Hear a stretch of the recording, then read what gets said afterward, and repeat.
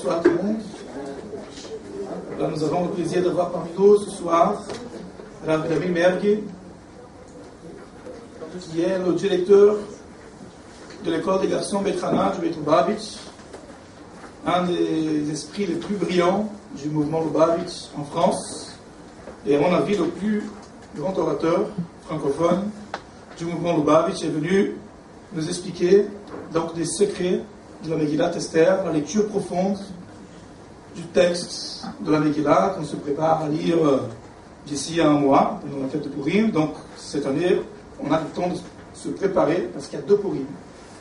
Le premier Purim, il servira de préparation, il va approfondir l'histoire, les enseignements, le sens profond de la Megillat Esther, puisque il y a parmi nous des anciens fidèles de Beit Chabad, de la place de fête, dont le Rav Mergi est le responsable, et qui m'ont dit que quand ils étaient à la place de fête, ils entendaient des explications de la Megillat Esther extraordinaires, et qui leur donnaient un sens, une vision complètement différente de l'histoire. Donc on a eu envie aussi, aux Champs-Élysées, d'écouter tout ça.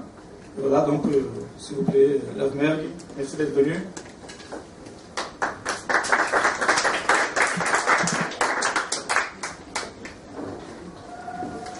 Plaisir d'être ici avec mon ami Mona. Voilà, on va se souhaiter d'abord avant tout que ces 2 mois de Hadar dans lesquels nous avons pénétré maintenant soient une source de joie, une source de mazal, une source de réussite pour chacun d'entre nous et pour l'ensemble du peuple juif. Le mois de Hadar, c'est un mois où le mazal du peuple juif est très élevé. Adir Bamarom Hashem, Akadosh Baruch Hu est puissant dans les cieux, et donc on lui demande dans ces moments troublés, dans ces moments difficiles pour notre peuple, de manière individuelle et collective, de faire en sorte que nous connaissions la Yeshua, la délivrance que nos pères ont connue à l'époque de Purim. Chers amis, lorsqu'on pense à Purim, on pourrait penser à une fête certainement joyeuse, certainement importante, mais d'une certaine manière relativement légère. C'est pas une fête qui a la solennité de Pessah, qui a la solennité de Rosh Hashanah, sans doute encore moins que celle de Yom Kippour. C'est une journée où on se déguise, où on fait la fête, où on boit du vin, où on mange, on fait un festin, etc. C'est une très belle fête qu'on aime beaucoup. Mais on pourrait penser qu'elle n'a pas la solennité des grandes fêtes du calendrier juif. Et pourtant, nos sages nous disent que la fête de Purim est sans doute l'une des fêtes les plus importantes de notre calendrier. Au point que même le jour le plus saint de l'année, celui qui est appelé Achat Bashana, le jour unique dans l'année, est appelé dans la Torah Yom à Kippourim, le jour qui est à peine comme Purim. Ça veut dire que d'emblée, nos sages nous disent que le jour que nous considérons comme le plus saint de l'année, Yom HaKadosh, est à peine comme Purim. Et donc, il nous appartient de comprendre quelle est la grandeur de ce jour. Le lien entre Yom Kippour et Purim est en réalité très, très étroit. En effet, la Megillah nous dit Vekibel ha-Yehudim et asher echelu la'asot. Au moment de Purim, les Juifs ont authentifié, ont définitivement reçu la Torah qu'ils avaient reçue, qu'ils avaient commencé à recevoir au Mont Sinaï. Or, vous savez tous que la réception définitive de la Torah s'est faite à Yom Kippour. Quand est-ce qu'on a reçu les 2e tables de la loi? Quand est-ce que Dieu a pardonné au peuple juif le péché du veau d'or? C'était le jour du Yom Kippour. Quand est-ce qu'on a authentifié, c'est-à-dire accepté de manière définitive, de manière pleine, avec joie, avec sincérité la Torah? C'était au moment de Purim. En effet, nos sages nous disent que lorsque les Juifs ont accepté la Torah au Mont Sinaï, ils y ont été contraints. Quelle est l'image que donne nos Chachamim de cette contrainte? Kafa aleem ar kegigit. Il a penché la montagne comme un toit au-dessus de nous, comme pour nous dire, écoutez, ou vous acceptez la Torah, ou alors la montagne va vous engouffrer, va vous enfoncer dans la terre. Qu'est-ce que c'est que cette image? Pensez qu'Akadosh Baruch Hu vraiment voulait nous contraindre, nous étouffer, nous obliger à recevoir la Torah. Rabbi nous explique qu'en réalité, quelle était cette contrainte? Cette contrainte était d'ordre moral. Je vais vous donner un exemple. Si par exemple, vous sauvez la vie de quelqu'un, vous lui rendez un grand service, vous lui prêtez une somme d'argent importante lorsqu'il est dans le besoin. Si ensuite vous venez chez cette personne et vous lui demandez, dis-moi, tu ne veux pas me rendre un petit service? Est-ce qu'elle peut vous refuser de vous rendre ce service? Après que vous l'ayez tellement aidé, après que vous l'ayez sauvé, il y a ici une contrainte psychologique qui fait que vous ne pouvez pas refuser. De la même manière, Akadosh Baruch Hu venait de faire sortir les Bnei Israël d'Égypte. Il venait de faire pour eux des miracles considérables. Quand Akadosh Baruch Hu leur demande, vous voulez recevoir la Torah, vous voulez accepter de faire une mitzvot, bien sûr que les Juifs ont accepté. Mais si vous voulez, ils l'ont fait sous l'emprise d'une contrainte telle que finalement, ce n'était pas une acceptation volontaire, entière et véritablement sincère. Par contre, lorsque nous avons été sous l'emprise de Haman, lorsque nous avons été dans le galout, dans l'exil de Babylonie et de Perse, et que nous étions menacés d'extermination totale, et que nous avons cependant continué à étudier la Torah, alors qu'il y avait une interdiction formelle d'étudier la Torah, là nous avons authentifié la réception de la Torah. Donc il y a un lien évidemment entre Yom Kippour et Purim. Et puis vous le savez, il y a ce lien très étroit. C'est que Purim, ça veut dire quoi Purim? Ça veut dire un Goral, un tirage au sort. Or vous savez qu'à Yom Kippour, on tirait au sort entre les deux boucs, n'est-ce pas? Celui qui devait servir à pardonner les péchés du peuple juif et celui qui était envoyé, jeté comme ça à Azazel. Et puis, le Rabbi nous explique que Yom Kippour est une fête qui élève le peuple juif à un niveau spirituel considérable. L'ifne Hashem tit'aru. Devant Dieu, vous vous purifierez. Vous savez ce que ça veut dire l'ifne Hashem? L'ifne Hashem, ça veut dire qu'on atteint un niveau de spiritualité qui est au-delà du nom Hashem. L'ifne Hashem, encore avant Hashem. Qu'est-ce que c'est que Hashem? Hashem, c'est un dévoilement de Dieu. Hashem, c'est un nom. Un nom est toujours un dévoilement. Quand quelqu'un s'appelle Yitzhak, il ne s'appelle pas Yitzhak pour lui, il s'appelle Yitzhak pour les autres. Il y a l'essence de Dieu, et il y a le dévoilement de Dieu. Le dévoilement de Dieu, c'est son nom. Il y a un dévoilement de Dieu qui s'appelle Hashem, il y a un dévoilement de Dieu qui est plus contracté, qui s'appelle Elohim, et qui d'ailleurs crée le monde. Bereshit bara Elohim. Eh bien, à Yom Kippour, on s'élève l'ifne Hashem. On atteint un niveau qui est au-delà, au-dessus du Shem Havaï. Et c'est la raison pour laquelle nous réveillons en quelque sorte un lien profond qu'il y a entre le peuple juif et Dieu, qui fait en sorte que nos péchés n'ont plus véritablement d'existence. Vous savez, je vais vous donner un exemple. Lorsqu'un enfant se comporte mal envers son père ou sa mère, il se peut que son père veuille le sanctionner. Il se peut que le père se fâche avec son fils. Mais lorsque soudain le père se rappelle que c'est son fils, c'est sa chair, c'est son sang, c'est son essence, lorsqu'il se rappelle du lien intrinsèque qu'il y a entre lui et son fils, il oublie les fautes. Ça reste son fils. Il est prêt à lui pardonner. Il a élevé en quelque sorte la conscience de son fils à un niveau plus haut. Eh bien, le jour de Yom Kippour, l'ifne Hashem tit'aru, comme le peuple juif monte en quelque sorte à un niveau plus haut, à ce niveau-là, Dieu pardonne au peuple juif. Et bien dans la Megillah aussi, il y a ce lien. Saviez-vous que dans la Megillah, il n'y a pas non plus le nom de Dieu? Pourquoi est-ce qu'il n'y a pas le nom de Dieu dans la Megillah? Alors, il y a beaucoup de raisons. Mais l'une des raisons les plus profondes, c'est que la Megillah nous élève. L'histoire de Pourim nous élève à un niveau qui est au-delà du nom de Dieu. On est à un niveau où le peuple juif atteint l'essence de Dieu. L'histoire de Pourim est une histoire d'une profondeur inouïe.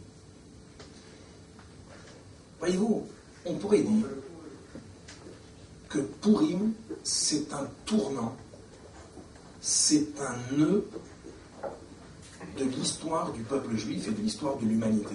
Il y a l'histoire de l'humanité depuis la création du monde jusqu'à Pourim, et il y a l'histoire de l'humanité depuis Pourim jusqu'à la venue du Mashiach. Pourim est un tournant. Quel est ce tournant? Eh bien, nos sages nous disent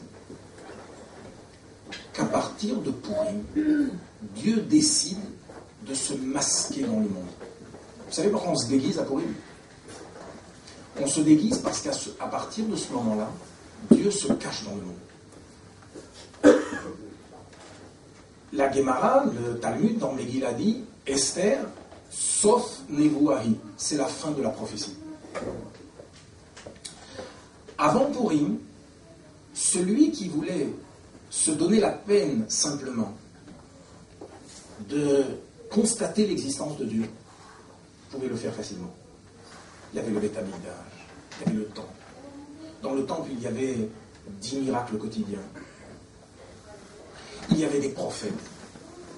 Quelqu'un qui avait l'honnêteté simplement de vouloir s'approcher de Dieu, découvrir Dieu, pouvait le faire. Dieu était révélé dans le monde. À partir de Pourim, Akadosh Baruch Hu décide de se cacher, de se masquer dans le monde. Comment s'appelle le personnage essentiel de Pourim? On a envie de dire Mordechai. Pourtant, on ne dit pas Megillat Mordechai, on dit Megillat Esther. On ne dit même pas Megillat Mordechai et Esther, on dit Megillat Esther. Le personnage essentiel de Pourim, c'est Esther. Or, la Torah nous dit que lorsque Dieu prédit au peuple juif qu'un jour, il allait se voiler, se dissimuler, se cacher, eh bien, la Torah nous dit Anochi aster astir et panai bayomahu. Voilé, je voilerai ma face en ce temps-là. Esther. Esther, ça veut dire mot cacher, dissimuler. À partir de cette période, Dieu se cache dans le monde. Et pour quelle raison? Pour nous donner désormais à nous l'initiative de le dévoiler. De faire en sorte que ce soit Megillat Esther. Qu'est-ce que ça veut dire Megillah? Megillah, ça vient du mot Giloui, qui veut dire dévoiler. Il nous appartient maintenant, désormais, de démasquer Akadosh Baruch Hu dans le monde, de le révéler. L'histoire de Pourim est une histoire qui, vous le savez, a l'air d'une magnifique intrigue. C'est une magnifique pièce de théâtre. D'ailleurs, ça fait l'objet d'une pièce de théâtre. Vous savez tous qu'il y a une pièce qui s'appelle Esther de Racine. Oui. C'est une belle histoire. Il y a une belle intrigue, il y a un roi méchant, il y a une belle reine, il y a un gentil Mordechai, et puis il y a tout un complot qui est fait contre le peuple juif, et puis, en fin de compte, c'est une happy end. Ça se termine bien, c'est une belle histoire, l'histoire de Pourim. C'est une histoire qui en quelque sorte, s'habille dans les règles de la nature. Et on peut se demander, quel lien avec tous les miracles de la sortie d'Égypte? La sortie d'Égypte, on a vu, c'était un festival de miracles. Il y a eu les 10 plaies, il y a eu le passage de la mer Rouge, il y a eu le don de la Torah. Le miracle de Pourim a l'air bien terne, bien pâle par rapport à ce que nous avons connu au moment de la sortie d'Égypte. Et pourtant, Le rabbi nous explique que c'est exactement le contraire. Voyez-vous, il y a ce que l'on appelle le fini. Il y a ce que l'on appelle l'infini. Il y a les lois de la nature, et puis il y a les miracles qui brisent les lois de la nature, qui dépassent quelque sorte, le rationnel, l'entendement. La nature est plutôt liée à quelque chose de fini, tandis que le miracle, en quelque sorte, nous connecte avec une dimension qui est celle de la divinité, de l'infini. Mais en réalité, même l'infini a ses limites. Je vais vous donner un exemple. On n'a pas, nous, dans notre monde fini, dans notre monde relatif, on n'a pas véritablement de perception parfaite de l'infini. Mais je vais vous donner un exemple. Le rabbi dit, voyez, l'océan. L'océan contient une quantité astronomique de mètres cubes d'eau. Une quantité d'eau, on va dire presque infinie. Est-ce qu'on peut prendre la totalité de l'eau qui se trouve dans les océans et la confiner dans un verre d'eau? On ne peut pas faire ça. Ça veut dire quoi? C'est-à-dire que l'infini a aussi ses limites. L'infini ne peut pas cohabiter avec le fini. Quand est-ce que véritablement on dépasse toutes ces notions du fini et de l'infini? C'est lorsque ces deux notions cohabitent ensemble. Lorsque l'infini s'habille dans le fini, lorsque le miracle s'habille dans la nature, on a ici quelque chose de fantastique. Je vais vous donner un exemple. Vous savez que dans le Mishkan, dont nous venons d'avoir la description dans les parachiotes qui viennent d'être lues dans la Torah, dans le Mishkan, il y avait le Aaron, le tabernacle. Le tabernacle, c'était cette boîte dans laquelle se trouvaient les tables de la loi. Ce tabernacle avait des dimensions. Il faisait 2 palmes et demie, 2 amot, amataim vachetzi, 2 amot et demi. On va dire à peu près 1m30, disons. Le Kodesh HaKodashim dans lequel il se trouvait faisait 20 amot. Lorsqu'on mettait le Aaron et qu'on mesurait de part et d'autre, vous savez combien on trouvait de part et d'autre? 10 et 10. Ça veut dire que cette boîte, qui avait des dimensions, ne prenait pas de place. Aaron eino minamida, le Aaron ne prenait pas de place. Rabbi nous explique qu'il y a ici quelque chose de fantastique, qui nous montre qu'à cet endroit, c'était l'essence de Dieu qui se révélait. Il y avait ici le fini, les dimensions, et en même temps ce qui est au-dessus des dimensions. L'infini qui s'habille dans le fini. La fête de Purim, c'est exactement cette idée qui est véhiculée par cette fête. Voilà un miracle qui s'est habillé dans la nature. Vous savez comment on appelle un miracle qui est habillé dans la nature? On appelle ça un pélé, niflaot. Vous savez ce que c'est qu'un pélé? Pélé, ça veut dire c'est étonnant.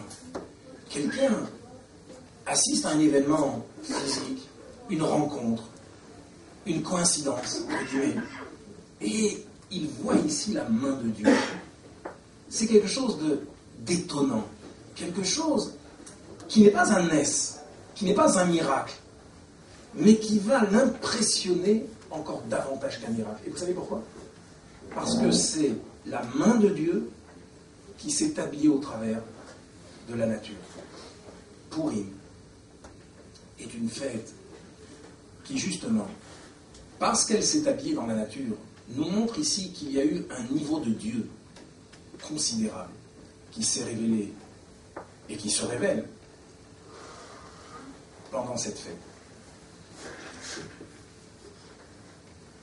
Cette fête nous élève donc à un niveau qui est complètement au-dessus de la nature.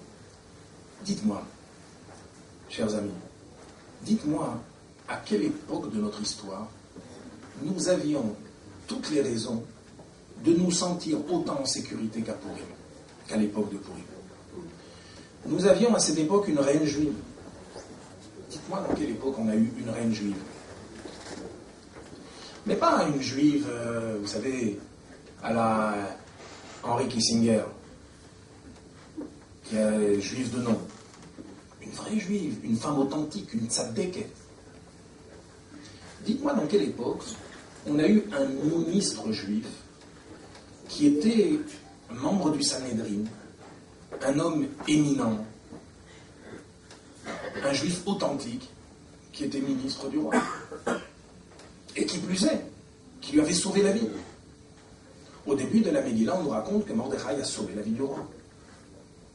Dans quelle époque avions-nous toutes les raisons de nous sentir en sécurité? Et c'est précisément à ce moment que nous avons été menacés du décret d'extermination le plus terrible de notre histoire. Pourquoi le plus terrible? Parce que jamais dans notre histoire, depuis la sortie d'Égypte, nous avons été concentrés sous la même autorité. Jamais. Il n'y a qu'à Pourim. À Pourim, nous étions sous l'emprise de Achashverosh. Nous étions concentrés dans les 127 provinces d'Achashverosh. Le décret d'extermination de Haman concernait toute la nation. Comment peut-on comprendre les choses pareilles?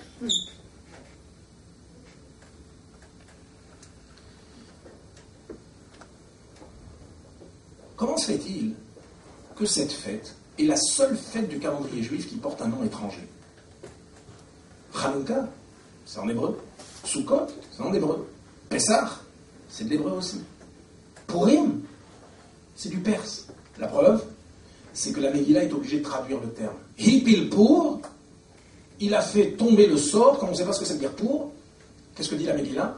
Hu agoral. C'est le tirage au sort. Comment se fait-il que cette fête porte un nom étranger?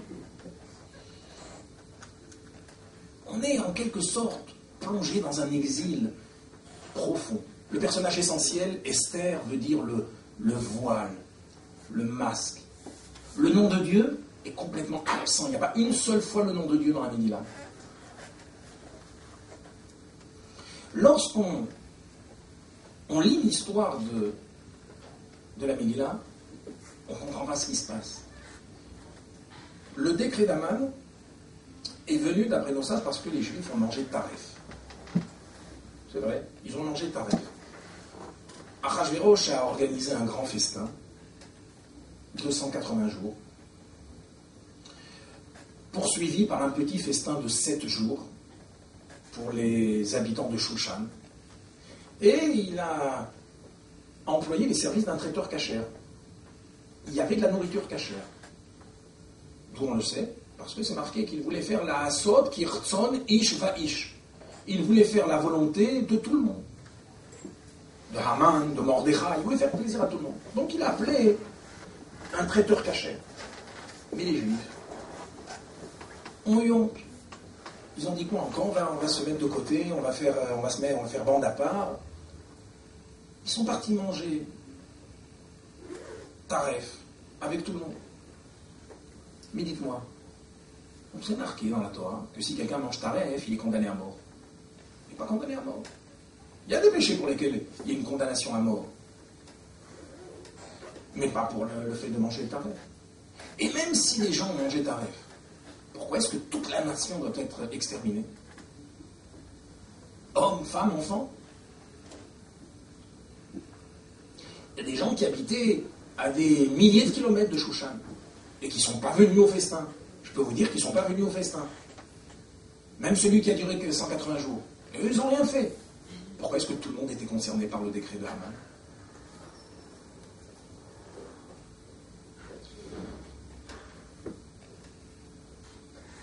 Il y a d'autres questions qui se posent.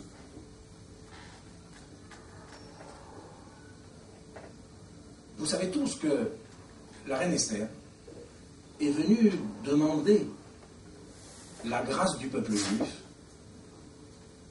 à Achashverosh. Mais avant cela, elle a demandé à toute la nation de jeûner 3 jours. Pas de problème. Tout le monde a jeûné 3 jours. Entre parenthèses, vous savez quand est-ce que c'était ces 3 jours? Quand est-ce que les Juifs ont jeûné? Ils ont jeûné le premier jour de Pessah. Ils ont jeûné le deuxième jour de Pessah. Ils ont jeûné le premier jour de Chol HaMoed. C'est-à-dire que là où la Torah nous a ordonné de manger de la matzah, là où nos sages nous ont demandé de boire les 4 coupes de vin, de faire le seder, qu'est-ce que Esther a demandé? Tzumu alai shloshet yamim laila vayom. Vous allez jeûner pour moi 3 jours, jour et nuit, c'est-à-dire consécutifs. Et donc elle a annulé des mitzvot importantes de la Torah. Mais là encore, on peut comprendre. Mais ce qui est incompréhensible, c'est qu'elle dit Vegamani venaharotai atzumken. Moi aussi je vais jeûner. Et là, le rabbi pose une question, il dit, mais comment Esther, qui avait entre les mains le sort de la nation, elle devait demander au roi la vie de tout son peuple. Or, tout son atout, c'était quoi, Esther? C'était sa beauté. On sait comment un homme est après 3 jours de jeûne. Une femme, a fortiori.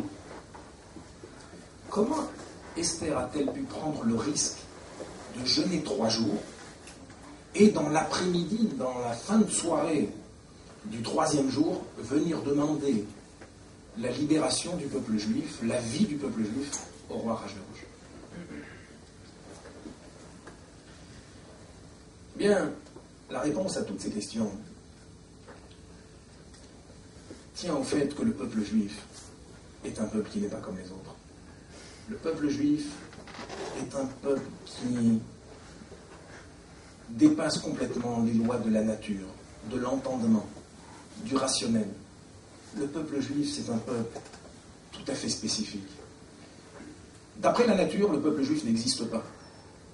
D'après la nature, Avram et Sarah n'ont pas d'enfants.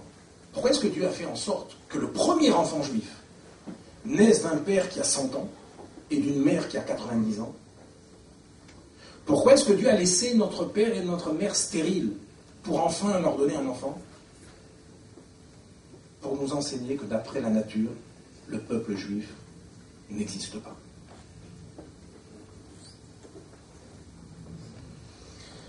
Vous savez comment on nous appelle, nous les juifs, comment la Torah nous appelle? Kif sa'achat ben shivim ze'evim. Un agneau parmi 70 loups.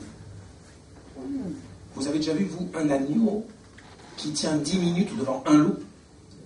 Nous, ça fait 3000 ans qu'on continue à exister entouré de 70 loups. Comment on fait? Il faut croire que les loups n'ont peur que d'une seule chose. Ils ont peur du berger. Quand nous savons nous blottir sous la protection du berger, les loups ne peuvent rien nous faire.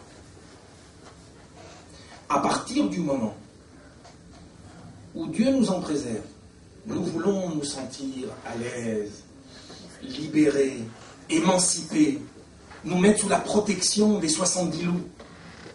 Penser que ça y est maintenant, on est dans l'époque de l'Allemagne de l'émancipation, avec les plus grands médecins, les plus grands musiciens, avec des physiciens de renommée mondiale qui sont des juifs reconnus, etc., et que ça y est, c'est fini, il ne nous arrivera plus jamais rien. Lorsqu'on se soustrait en quelque sorte à la protection de Dieu, à ce moment-là, on se retrouve devant 70 loups. On n'a aucune chance de continuer. Le peuple juif doit son existence à une seule chose: au respect des termes du contrat qu'il a signé au pied du mont Sinaï. Et maintenant, on va comprendre pourquoi le peuple juif est comparé à la lune. On dit que les juifs, monin l'alvana, ressemblent, comptent avec la lune, vedomin l'alvana. Ils ressemblent à la lune. Vous savez ce que c'est que la lune? La lune, c'est cet astre qui, soudain, grandit, et atteint son apogée, sa plénitude. Et ça y est, on a l'impression que la lune elle va rester comme ça, elle ne va plus bouger, elle a atteint, elle est belle. Et c'est à ce moment-là qu'elle commence à régresser, à diminuer. Et puis, elle disparaît, on a l'impression que ça y est, la lune a complètement disparu. C'est à ce moment-là précisément qu'elle recommence à poindre et qu'elle commence à nouveau à grandir. Notre peuple, il y a des moments où, ça y est, on avait l'impression d'être en sécurité. On avait une reine juive, on avait Mordechai à Yehudi. Qui aurait pu penser qu'à ce moment-là, le décret d'extermination le plus terrible de notre histoire allait s'abattre sur nous? Et d'un autre côté, il y a eu des époques où ça y est, on a pensé que le peuple juif s'est terminé. Dieu nous en préserve. Et c'est à ce moment-là que le peuple juif a ressurgi, a regrandi de la manière la plus belle. Voyez bien que le peuple juif est un peuple à part. C'est un peuple qui défie toutes les lois de la logique. Et c'est ça l'enseignement de Pourim. La reine Esther a jeûné. Pourquoi est-ce qu'elle a jeûné? Pourquoi est-ce qu'elle a demandé de jeûner? Puisque la faute était venue précisément en mangeant, elle a estimé qu'il fallait réparer la faute en jeûnant. Elle savait que le destin du peuple juif ne dépend pas d'une intervention diplomatique. Le peuple juif, son existence ne dépend pas du bon vouloir de Achashverosh. Elle savait que notre existence dépend de Dieu, dépend de notre attachement à Kadosh Baruch Hu, au mitzvot. Et donc elle a demandé aux Juifs de faire tchouva, de jeûner. Et c'est la raison pour laquelle nous faisons le jeûne d'Esther. Lorsqu'elle a soigné la cause de la tragédie, immédiatement les conséquences ont disparu. Elle savait que lorsqu'on a des boutons, ça ne sert à rien de mettre de la pommade. Il faut soigner le foie. Il faut soigner les causes. L'intervention diplomatique, aller voir Achashverosh, pleurer devant lui, ça c'est un moyen. Ça c'est quelque chose de tout à fait secondaire. L'essentiel reste la preuve de notre attachement à Kadosh Baruch.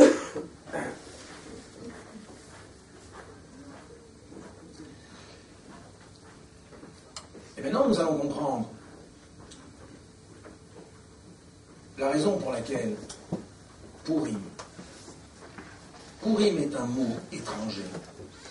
Pourquoi est-ce que Esther signifie le voile?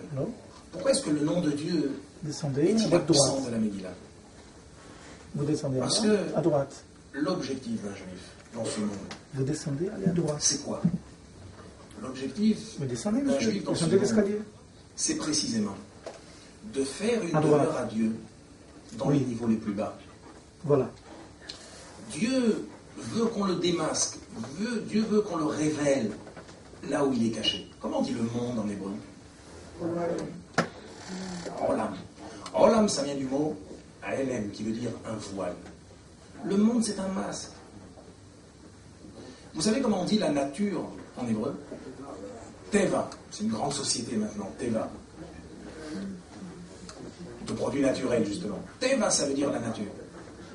Mais qu'est-ce que ça veut dire Teva? Teva, ça vient du mot noyer. Ou mifrach shalishaf tuberu beyamsouf. On dit les meilleurs de ces cavaliers ont été noyés dans la mer Rouge. Teva, ça veut dire noyer. Pourquoi? Parce que, qu'est-ce que ça veut dire quelque chose qui est noyé dans l'eau? Quelque chose qui est noyé dans l'eau, ça veut dire, non seulement on n'en perçoit pas l'existence, mais on a même l'impression que ça n'existe pas, que la chose n'existe pas. Tout le monde sait ici qu'il y a dans les mers des sommets, des montagnes, une quantité de faune et de flore bien plus importante que sur la terre sèche. Il y a plus d'espèces animales, plus d'espèces végétales. Les sommets marins atteignent plus de 10 000 mètres, il y a des montagnes sous les mers. Mais quoi?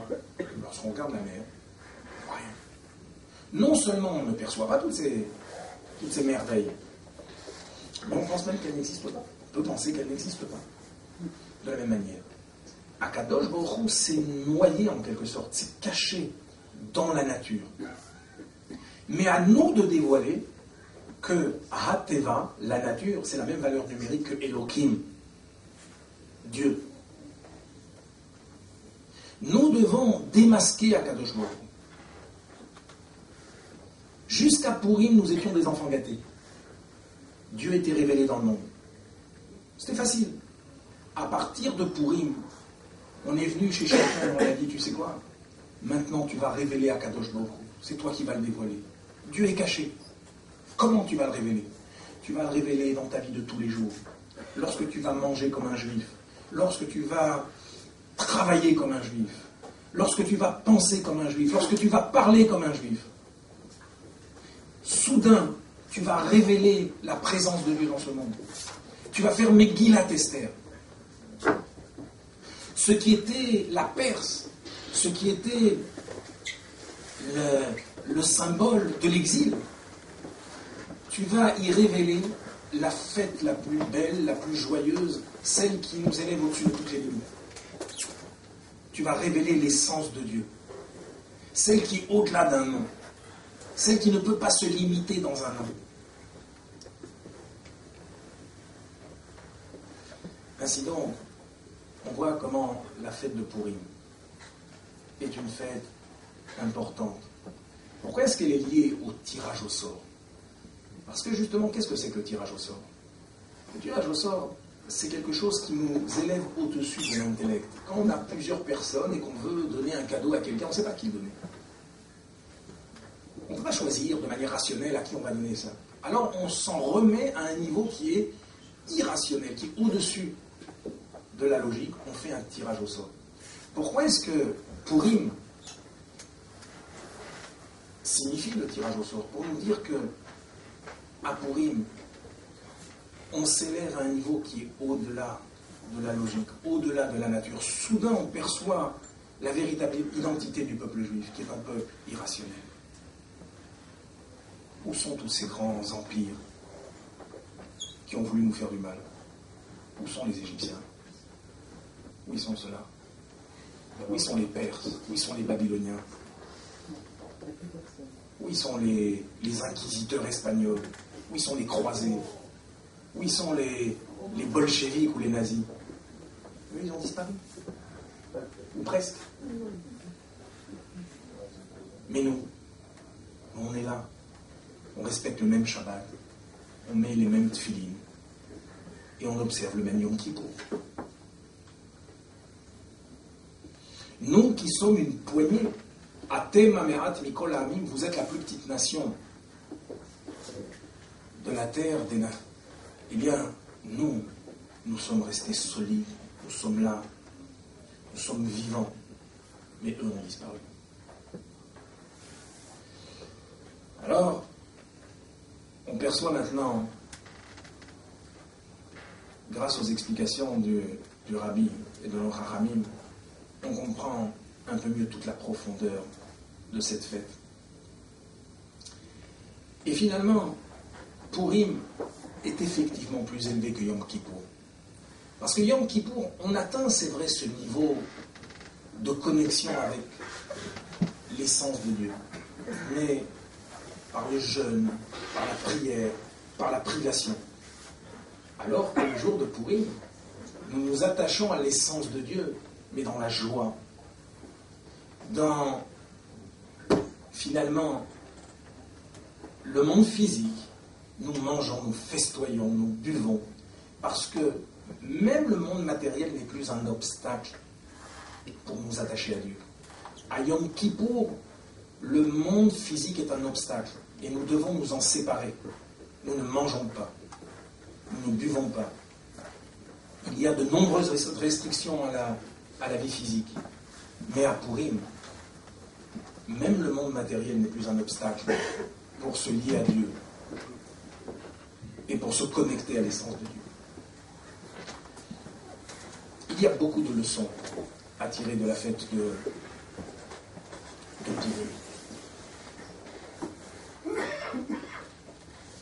On en a déjà tiré plusieurs. On a compris quelle est la véritable identité du peuple juif. On a compris que le peuple juif ne doit pas son existence au bon vouloir des nations. On a compris quelle est la mission de chacun d'entre nous depuis l'époque de Esther. Mais il y a un enseignement fantastique également à tirer de la fête de Purim. C'est cette solidarité, cet amour du prochain que chacun d'entre nous doit ressentir dans sa vie de tous les jours. Purim a unifié le peuple juif. Pourquoi est-ce qu'à Purim, on s'envoie des mishloach manot, c'est-à-dire des mets comestibles? Pourquoi est-ce qu'à Purim, on essaye de donner davantage de tzedaka? C'est pour souligner que un des facteurs importants de notre existence et de notre pérennité, c'est notre union.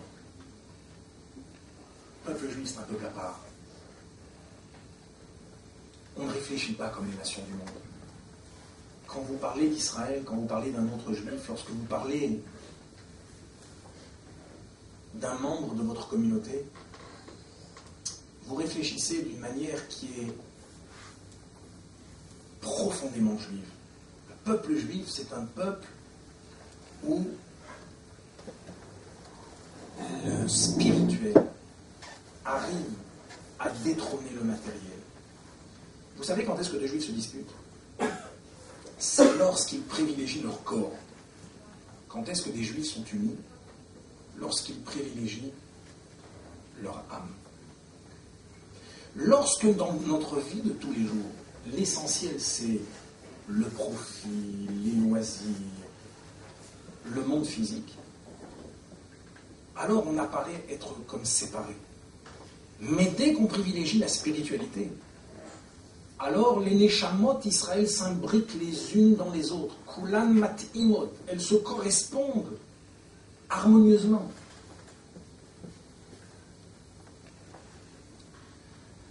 Un jour, il y a un converti qui est venu voir Shammai. Il lui a dit, tu sais quoi, tu as 2 minutes pour m'apprendre tout le judaïsme. Enfin, il ne lui a pas dit comme ça, mais il lui a dit, le temps que je me tienne sur un pied. Shammai lui a dit, s'il te plaît, en 2 minutes, tu veux que je t'apprenne toute la Torah? Il est parti chez Hillel, il l'a renvoyé. Il est parti chez Hillel, et il a posé la même question. Il lui a dit, je te donne 2 minutes pour m'apprendre toute la Torah, je voudrais me convertir. Alors Hillel lui a répondu, ce que tu ne veux pas qu'on te fasse, ne le fais pas autrui. Ça, c'est toute la Torah. Tout le reste est commentaire. Très bien. Il a mis moins de 2 minutes pour lui expliquer tout ça. Seulement, on leur a posé une question. Il dit, on veut bien qu'aimer son prochain, ce soit quelque chose de fondamental dans le judaïsme. Ce soit une valeur centrale. Mais pourquoi toute la Torah est un commentaire de Ahavat Israël? Pourquoi toute la Torah est un commentaire de l'amour du prochain? Quand je mets des tefilines, c'est un commentaire d'Ahavat Israël. Quand je mange kasher, c'est un commentaire de Ahavat Israël. Il lui a dit, Zeu kol la Torah kula, ça c'est toute la Torah, vehidar pirushahu, et tout le reste est un pirouche. Le Rabbi nous explique que pourquoi est-ce que Dieu nous a donné toute la Torah et les mitzvot? Pourquoi est-ce que nous avons la Torah? Dieu nous a donné la Torah pour que le spirituel domine le matériel, pour que notre âme domine notre corps. C'est ça que Dieu veut. Dieu veut que la spiritualité arrive à faire briller le matériel. Quand est-ce qu'on est sûr que quelqu'un a réussi à faire cela? Quand est-ce qu'on sait que quelqu'un a bien prié lorsqu'il a prié, qu'il a bien mis les tefilines, qu'elle a bien allumé les bougies de Shabbat, comme il convenait? Vous savez quand est-ce? Quel est le test qu'on a réussi? C'est lorsqu'on aime un autre juif. Pourquoi? Comme on l'a dit tout à l'heure. Quand est-ce qu'on aime un juif? c'est quand on a réussi à privilégier notre vie spirituelle. Quand est-ce qu'on se dispute avec un juif? C'est lorsqu'on privilégie notre vie matérielle. Quelle est la preuve que lorsque tu as fait les mitzvot, lorsque tu as étudié la Torah, tu as atteint ton but? C'est-à-dire que finalement, chez toi, le spirituel domine le matériel. C'est quand tu aimes un autre juif. Où est-ce que ça se perçoit? Ça se perçoit lorsque tu as l'amour d'un juif, même un juif que tu ne connais pas. Un jour, on a demandé au Baal Shem Tov, on lui a dit, qu'est-ce qui est préférable?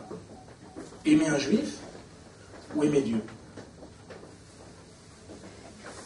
En substance, vous savez ce que le Baal Shem Tov a répondu?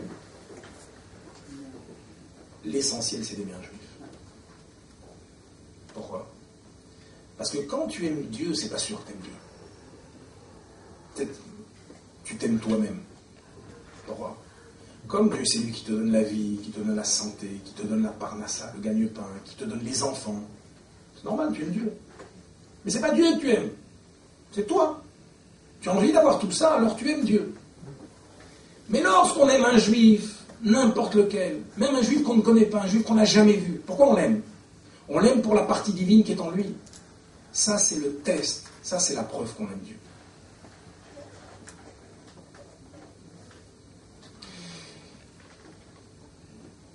Vous avez de grands amis dans votre vie. Est-ce que vous pouvez concevoir qu'un jour, le fils de cet ami vienne chez vous et que vous lui disiez, ah non, non, ton père c'est mon ami, mais toi t'es pas mon ami. On peut imaginer une chose pareille. Contraire, lorsqu'on a un grand ami, lorsque son fils vient, on lui dit, viens mon chéri, rentre ici, t'es comme mon fils. On l'honore presque encore plus que le père. Est-ce que quelqu'un peut dire, moi j'aime Dieu, mais ses enfants? Non. Dieu je l'aime, mais un autre juif,